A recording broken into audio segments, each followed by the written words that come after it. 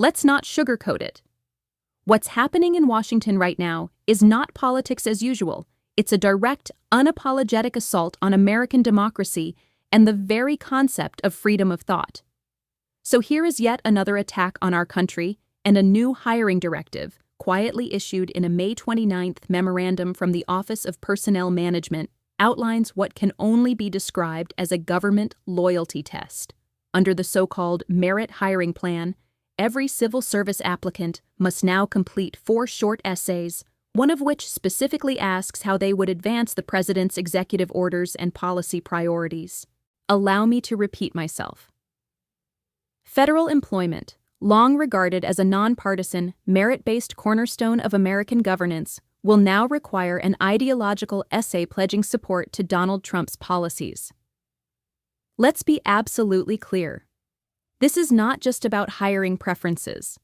This is an outright loyalty pledge, repackaged in bureaucratic language. And loyalty pledges, in any form, place intolerable restraints on the individual freedoms of those who take them. They demand allegiance not to a constitution or a country, but to a man. And when government jobs are handed out based on political allegiance instead of skill, knowledge, and integrity, democracy dies a little more with every hire. This is a chilling, in-your-face effort to rid the federal government of anyone who is not a member of the Trump cult.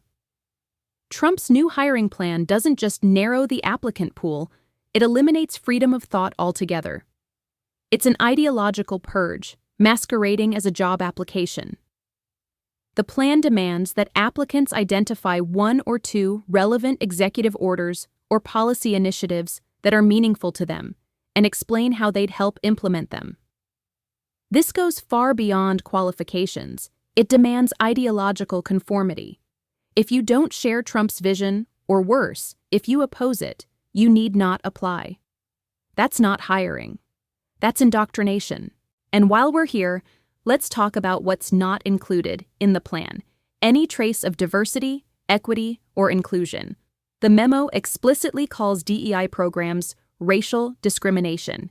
Instead, it champions so-called skills-based hiring. But make no mistake, skills aren't the point here. The point is allegiance. Meanwhile, the hiring freeze implemented on Trump's inauguration day remains in effect until July 15th. But don't expect a fair reopening of the doors when it lifts. Under an executive order signed in February, crafted with the help of Elon Musk, who until recently chaired the Department of Government Efficiency Agencies, will be allowed to hire just 1 employee for every 4 that were laid off or departed. That's not a hiring plan. That's a hollowing out. Since January, this administration has carried out mass layoffs, forced resignations, and secretive loyalty interviews by unidentified individuals wearing White House visitor badges. According to whistleblower letters from employees of the Department of Government Efficiency, these interviews involved intimidation tactics, political vetting, and a deeply unqualified leadership structure.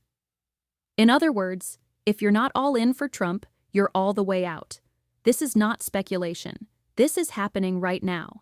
And this cannot be dismissed as a quirky bureaucratic shift. This is how authoritarian regimes take hold, not with a bang, but with a memo. One that sounds harmless, even boring, until you realize it forces applicants to either comply or be excluded from public service entirely. Trump's plan weaponizes hiring to create a government not of the people, but of the loyalists. We, the people, must understand what's at stake. This is a frontal attack on democratic norms, on civil service integrity, on freedom of speech and thought, on the basic principle that government exists to serve all of us, not just those who swear fealty to the man at the top. Loyalty pledges are not American. Ideological screening for public jobs is not freedom. And the eradication of dissent from our civil institutions is not efficiency, it's authoritarianism with a smile. So, no, we will not be silent while freedom is strangled under the banner of efficiency. Not on our watch. This is Sensible Sue signing off. Keep it sensible out there.